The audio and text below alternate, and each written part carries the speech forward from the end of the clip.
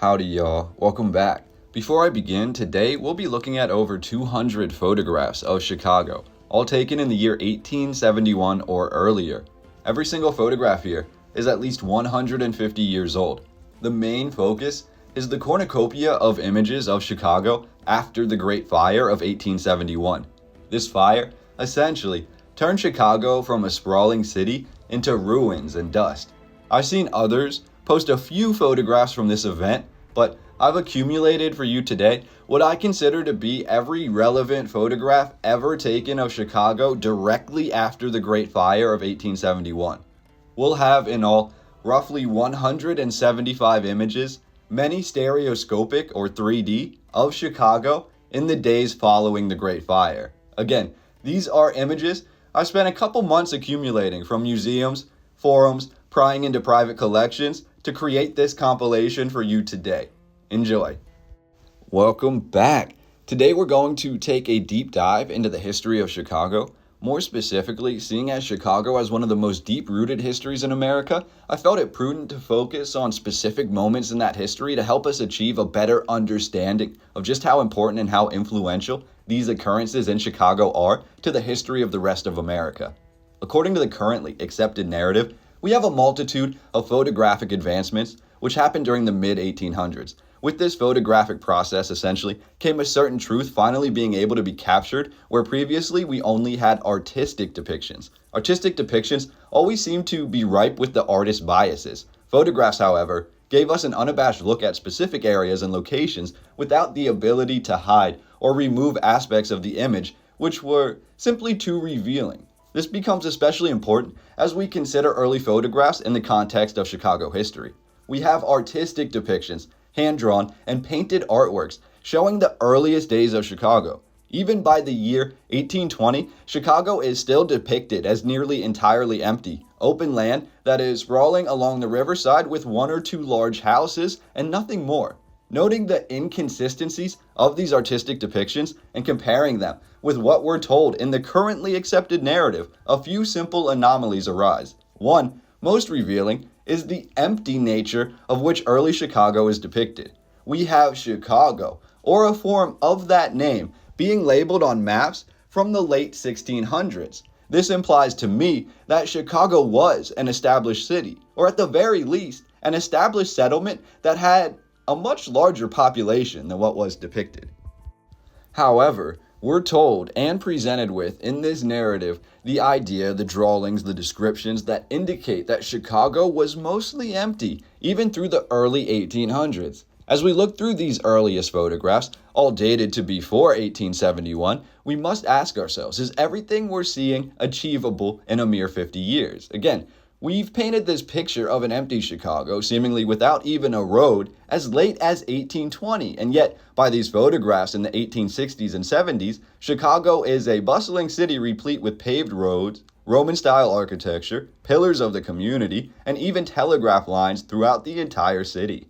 The vaulted archways and entrances appear to be modeled after those of Europe, with sprawling ceilings, raised entrances a few feet to a few stories off the ground, and an interesting display of what we would call antiquitech surrounding a lot of these buildings. Essentially, we're led down this rabbit hole, made to believe that hundreds, if not thousands of buildings, masonry structures, as well as the accompanying waterworks and electric systems and roadways and lighting, canals, sewage systems, all of these tunnels to house them, all of this was built in Chicago in less than 50 years.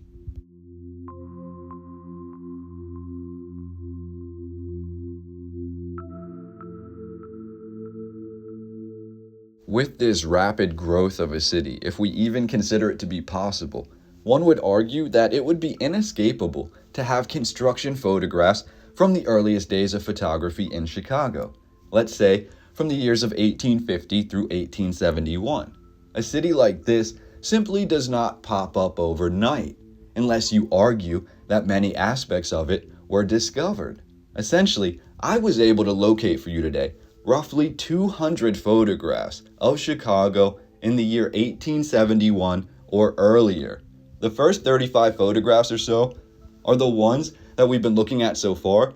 These are of Chicago from 1850 through 1871. Do you see any construction happening in these photographs? Do you see any horse-drawn carriages or horse-drawn work carts or any other materials that would indicate construction or creation? What I see is a literal completed city. There's almost no room for growth being depicted here, and there's no new construction. And the construction that we do see doesn't appear to be anywhere close to new or recent. So how does that make sense? If we're presented with the idea that Chicago was empty, more or less, until roughly 1820, how do we have photographs from the 1850s of a sprawling, densely populated, opulently built city?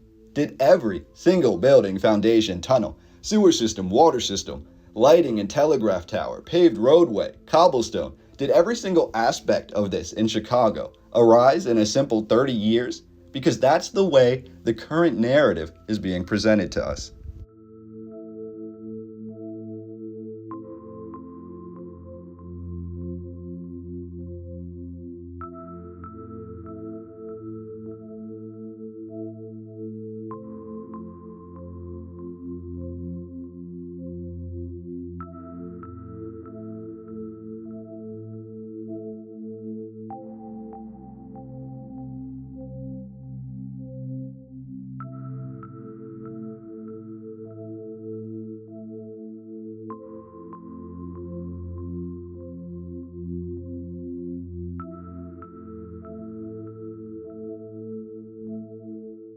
Furthermore, if you're familiar with my channel or with United States history in general, you're probably more than aware that throughout time we've had numerous, almost innumerable, great fires across the country. Often, these great fires, after the fact, are said to have created diverse change in certain aspects of everyday life. Most of the time, these fires are said to have led to great advancements in firefighting technology, and the fires are usually so great that they often destroy the city entirely and cause it to have a great rebuild. Now, food for thought. If you had discovered or inherited something, anything really, which worked well for you, but it wasn't necessarily yours, meaning it carried a different history or a different stigma, possibly one that was negative or one that you were unfamiliar with, or if this discovery itself provided for you more than was needed, would you begin to feel that those around you, friends, family, neighbors, your community, would you feel that they were questioning you? And would you feel like you needed to rewrite that history? Many of you might scream yes, as numerous times in history, we've been presented with things like World's Fairs, which do exactly that. They build an entire working city within a mere matter of months. Now here's where the real kicker comes into play. If Chicago was truly a masterpiece that was built after 1820, and built in 2 to 3 decades, and it wasn't at all an inherited city or a city built on simple facades and plaster and wood like a World's Fair, then we must begin to pose the question, exactly how did 30 years of the fastest ingenuity in America's history, a spectacle of old world masonry, the fastest growing city in the Midwest, how did this brick and masonry city burn completely to its core?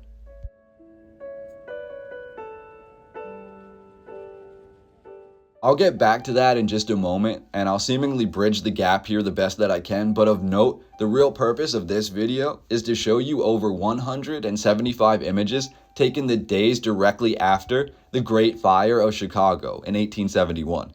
From the photographs and the description given, nearly the entirety of Chicago was reduced to rubble and dust. Damage estimates vary, but we have newspapers published in 1871 claiming over $250 million in damages occurred, equivalent to roughly $5 billion today. The photographs are more shocking than any words I could apply to them. These events of the past, the erasing of the old world, this seems to be the events which sprung sayings like, "A picture speaks 1,000 words," for in many of these images, we see a landscape that we would be hard-pressed to identify as Chicago had we not seen the photograph's label. Many of these fallen structures, said to be the original Chicago structures, all less than 30 years old, appear much, much older in these photographs. When we focus on the architecture alone, it's not exactly what comes to mind when we think of modern 1860s America. We have literal fallen pillars. We have Romanesque masonry everywhere. We have domes, we have archways, we have buildings reduced to outlines of their former selves, the outlines being nearly mirror images to fallen ruins from ancient Europe. Yet, in Europe, the ruins are hundreds, if not thousands of years old, but in Chicago, they're 20 to 30 years old.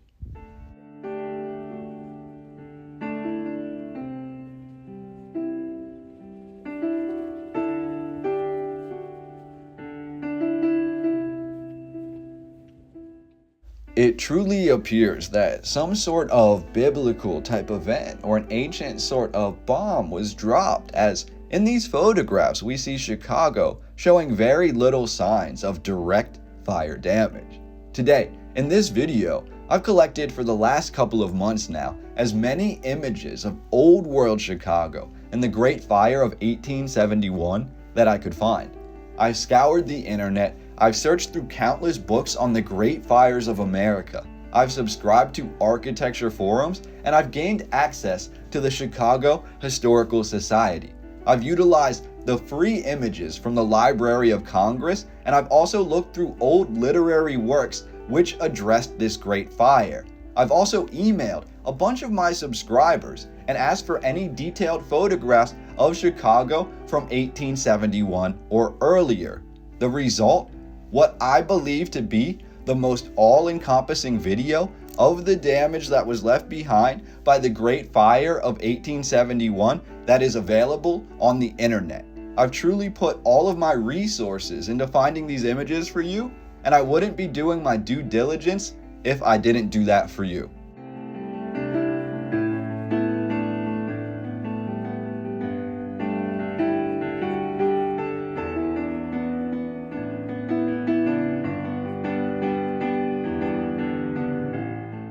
Again, every single one of these images, these photographs, was taken in 1871 directly after the Great Fire or earlier. Nearly 80% are from the day directly after the Great Fire ended. For my viewers familiar with stereoscope, throughout the mid to late 1800s, before the advent of video, we have one of the most popular pastimes in America being stereoscopic photography. Essentially, these are two photographs taken in rapid succession, presented on a slide which can be fitted to a viewing device, and the image, with one specific image for each eye, creates the feeling of viewing this photograph in the third dimension, or in 3D. Many not familiar with this research don't seem to realize that 3D or stereoscopic photography was just as popular, if not more so, than going to the movies is today.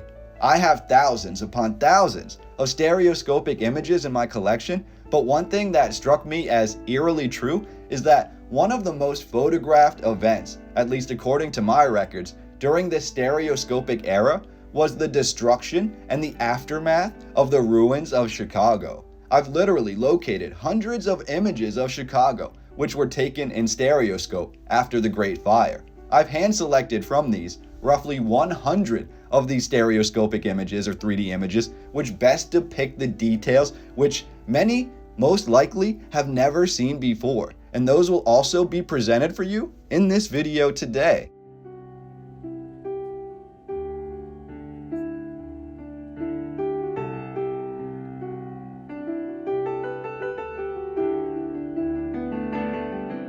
We see underground layers, tunnels seemingly torn open that interconnected Chicago. We also see a vast sewer system complete with masonry. We see streetlights. We see wood that appears to be undamaged while the masonry is mostly disbanded. What sort of fire does that? Diving back into the history of Chicago and the mainstream narrative, first we're told that thousands of years ago, the Hopewell culture was thriving in the Chicago region, just like in most other parts of America. The Hopewell, if you didn't know, were a form of ancient mound builder. Who else built mounds? According to indigenous legends, all progenitors of indigenous people along the Mississippi Valley built mounds. Who else built mounds? According to this accepted history, we have nearly identical mounds that are found throughout Europe, those said to be built by the Celts and their subsidiaries. In Asia and the Middle East, we have things called tells, essentially mounds that were built for living rather than for burial. We also have interconnected underground tunnels or mounds throughout the world. In America, in the 17 and 1800s alone, we have countless land grabs occurring. Some will say this is due to manifest destiny, but more so, people had begun discovering burial mounds in what was earlier thought to be just simple hills. Hundreds upon hundreds in the Mississippi River Valley alone have been discovered, and in a select few of these burial mounds were found riches beyond the wildest imagination for the simple farmers who had bought the land. Ancient indigenous gold, silver, crystal, as well as indigenous weaponry, tools, and other fine items were found in these mounds, and the findings not only helped to shape American history, but they also made those who discovered them very wealthy. That is, until agencies like the Smithsonian were created. Essentially, if something of historical value was found on your land in America, or if something which goes against the currently accepted narrative was unearthed on your land, museums like the Smithsonian were created to award handsome sums to those who made the discovery, and then the Smithsonian would essentially buy all of the artifacts. They would keep the discovery silent if it didn't fit the narrative, and they would use these different artifacts and their knowledge of them to be able to rewrite the history. Chicago was said to be a land replete with Hopewell mounds, and yet in the earliest artistic depictions, even up until the year 1820, we see a mostly empty, open landscape with very little in the way of any occupation.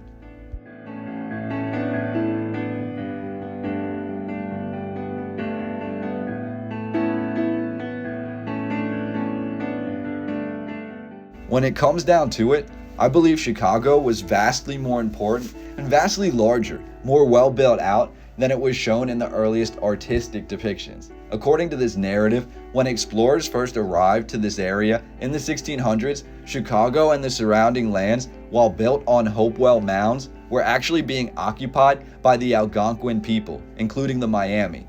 The name Chicago apparently stems from an indigenous word, Chicaquah, which is a Miami Algonquin word for leek or wild garlic. The wild garlic was apparently so abundant in Chicago that Robert de La Salle named the land such in his 1679 memoir. The next 100 years is when things get really iffy, at least for me, when we discuss this currently accepted narrative. Without getting too much into the unnecessary details, which I believe are primarily given in most of these narratives to confuse and convolute what actually happened, we're told that the Miami settled and had a large town in what is today Chicago. Now, that is fine and dandy, but on the earliest artistic depictions and maps, Chicago is seen as entirely barren of people and any construction.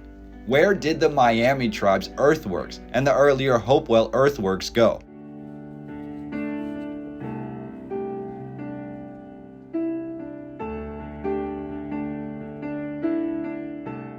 We're told by 1671, so exactly 200 years before its destruction by the Great Fire, the first French explorers were brought before the Miami Confederacy in Chicago. Yet, in this same narrative, we're told by 1673, the Miami Confederacy was all but removed from Chicago by the Iroquois during the Beaver Wars.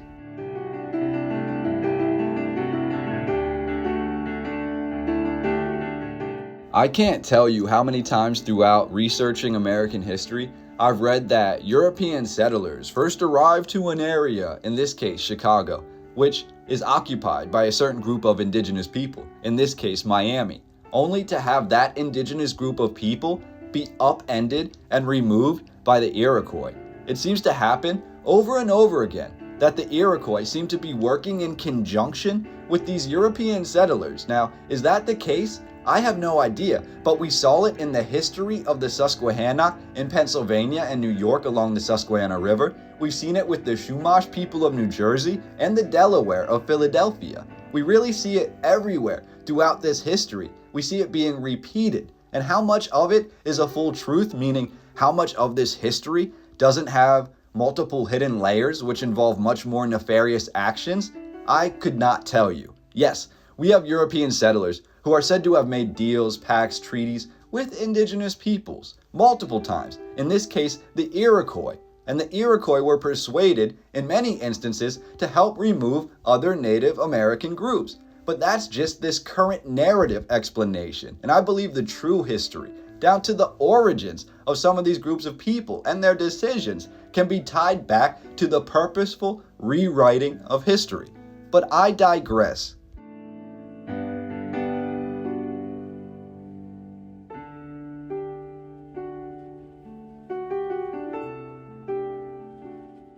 Within a few years of Europeans reaching the Miami and Chicago, roughly 1671, the Miami are basically removed from Chicago by the Iroquois. Then, this narrative says the French arrived to the greater Illinois area, including Chicago, and begin constructing forts and trade hubs. Here the French thrive for roughly 30 years until, according to this narrative, the French then ask for help from the Miami, the same group that they removed 30 years earlier with the Iroquois, to now help remove the Iroquois, the same group the French installed in the area to help remove the Miami. Do you see how this history is convoluted? Crazy how it doesn't make a lot of sense. At this point, the Fox Wars commence, and by roughly 1720, nearly everyone that was in Chicago leaves. We're told the Miami disbanded their tribe in this area, and the Iroquois migrated away soon after the Miami were defeated. The European settlers, discouraged by the indigenous war and accompanying slaughter, are also said to have left Chicago around this time, even though this sprawling landscape was now basically unoccupied. And essentially, that's how Chicago is said to have remained for roughly 75 years. Even on the oldest depictions of Chicago from 1810, there's almost nothing there, just open land. No signs of indigenous occupation or the multiple wars that were said to have been fought there by the indigenous people, or the numerous earthworks said to have existed in this area. It's simply not shown on the artistic depictions.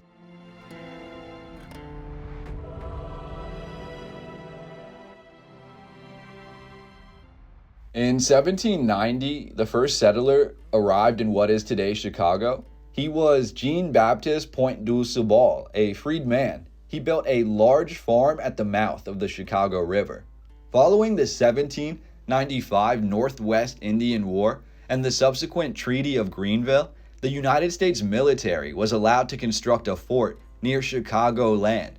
The U.S. built Fort Dearborn in 1803. However, the fort was destroyed and many of the European inhabitants killed in the 1812 Battle of Fort Dearborn. The ensuing war lasted until 1816, when the Treaty of St. Louis was signed, and Fort Dearborn was rebuilt and operated until 1837.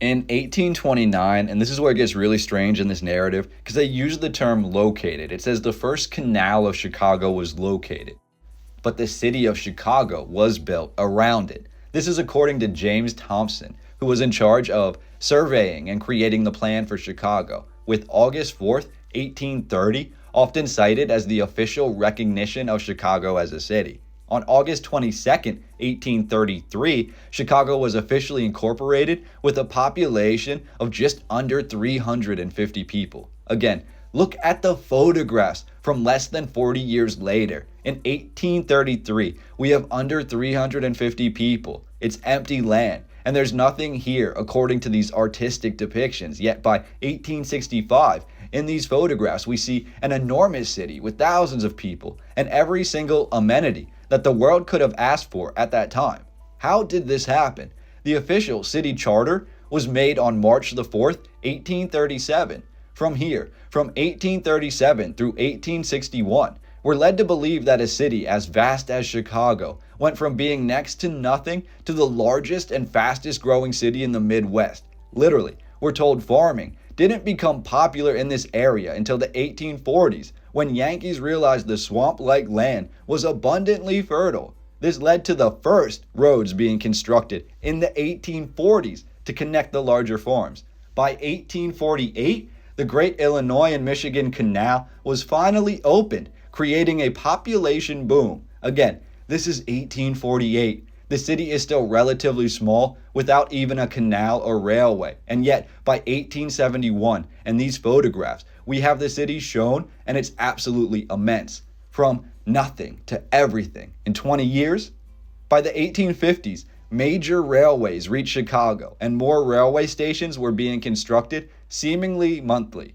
With the railway came a boom in factories in Chicago, including the earliest of Sears and Roebuck and Company. By 1860, Chicago was apparently considered to be the shipping and manufacturing center of the West, and over 30 unique railroads occupied this land. Chicago, by 1865, was considered America's warehousing and shipment center. Chicago also had one of the largest stockyards in the entire world, preparing meat and food for markets all across the country. However, Chicago, according to this narrative, was also considered to be the dirtiest or filthiest city in all of the country, and by 1870, measures were being adopted and weighed as how to clean the streets of Chicago up and to develop a new system to get rid of all the extra people and waste. This would be hard to accomplish as Chicago was so rapidly growing, so busy all of the time that little could have been done to pause this growth and to allow for a new rebuild.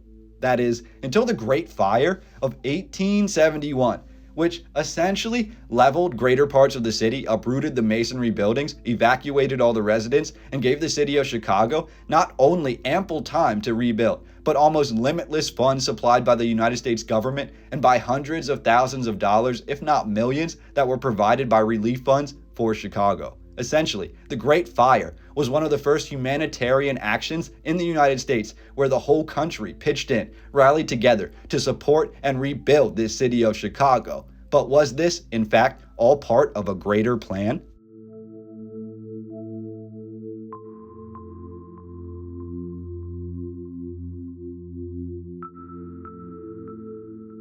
To wrap up the video, I'd like to talk numbers with you for a moment. More specifically, the numbers were given in the current narrative in regards to the Great Fire of Chicago. It was said to have burned from the night of October 8th, 1871 through the morning of October 10th, or roughly 3 days. The fire is said to have taken 300 lives, which seems like a miracle when compared to the photographs that we viewed today. The fire destroyed roughly 3.3 square miles. Do you see a pattern here? The fire is said to have jumped the Chicago River, not once, but twice, from the south side, across the river to central Chicago, then back across the vast river to the north. It must have been quite a dry yet windy few days in Chicago. The fire destroyed an estimated 17,500 buildings and left over 100,000 people homeless. Again, over 100,000 people were evacuated and survived this rapid, uncontrollable biblical fire. Less than half of 1% of the population was lost. With no evacuation plan on record, how are these numbers possible without this being a calculated event? Again, we're told between $200 and $250 million in damages were incurred by this fire, or nearly $5 billion in today's money. We're told the Great Fire was started by one single family in a farm on DeCoven Street. Here, the O'Leary family had a farm, and at some point on October 8th, the farm caught fire. Popular myth says the O'Leary cow knocked over a lantern and started the blaze. Either way, the fire was blamed on Irish immigrants. Again, think Celtic roots here and the systematic removal of certain history and certain families as along the same lines as the orphan trains in New York. Just more evidence of these nefarious acts. We're told Chicago had received only 1 inch of rain since July of 1871, and thus the atmosphere in October of that year was very dry.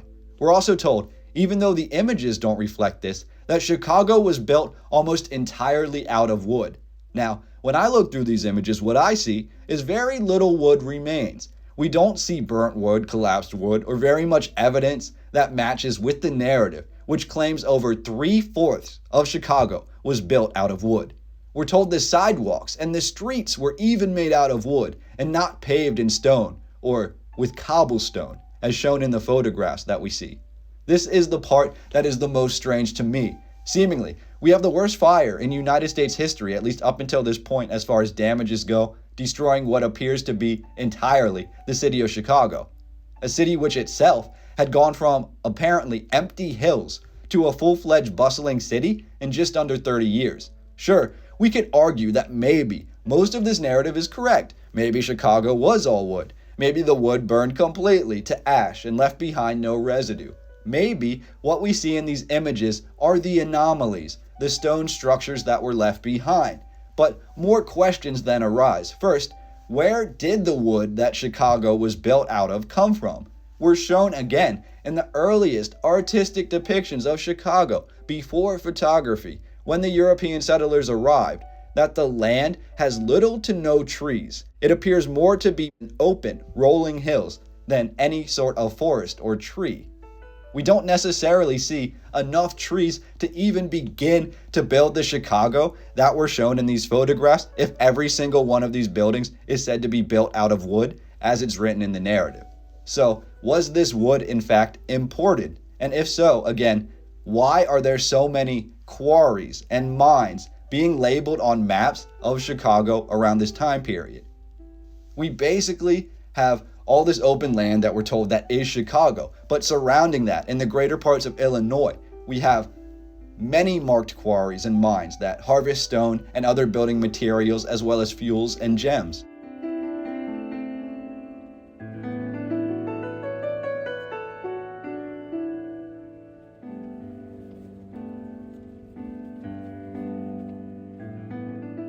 And again, that just leads to more questions. Questions like who built the mines? Who was within the mines working them? Who was quarrying this stone? And where were the cities of stone being built if all of these major cities in America were said to have been built out of wood? Again, this population, at least in the early 1800s, is considered to be very small, around 300 people, yet within 50 years or so, we have almost nothing, turning into the Chicago that was destroyed by the Great Fire.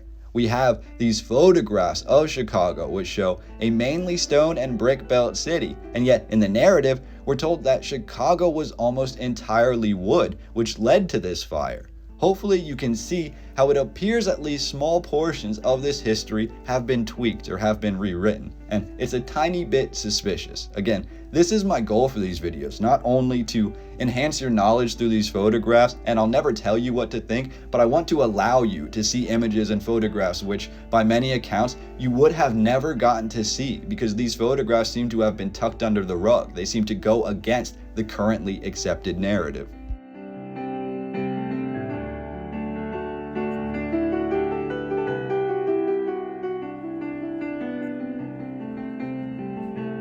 I believe within the details of these images, we can see an entirely different city than compared to what the narrative through the words has painted for us. The fire seems to have left behind only ruins, only the infrastructure of buildings which appear to be much older than 20 or 30 years. Many of the buildings look like they could have been straight out of Rome or somewhere else in the old world, and yet all of these images, all 200 plus in today's video, were of Chicago in or before the year 1871, and that's absolutely fascinating to me. Really, so many unexplainable details, and as you dive into this narrative further, which I will leave links down below if you'd like to do so, you begin to notice that these gaps grow even larger. There's clearly pockets of knowledge and information regarding this fire that have been suppressed, and seemingly this was done on purpose. Now, what might that purpose be? I'd love to hear your thoughts regarding Chicago and the Great Fire of 1871 in the comment section down below. These images, really the best compilation available online of Chicago after the Great Fire. It really is an outlier for old world America. I believe it creates an entirely questionable narrative, one which is ripe for us to decipher. My goal was just to be a catalyst for that deciphering by providing you with the absolute rarest and most unique photographs of old world Chicago in 1871 and before. If you enjoyed this video, please hit the thumbs up. Share this video as much as you can, as that's the one way to truly help the channel to grow and to help this information reach as many people as possible. If you want to support the channel or support me, you can do so at this link right here, and please let me know any thoughts you have about this overarching narrative and these really crazy images in the comment section. Thank you for joining me for today's deep dive into Chicago, a deep dive down this rabbit hole. I really look forward to seeing you all in the next video and breaking down these topics even further, and I can't wait for that. So I will see you all there. Thank you. Cheers.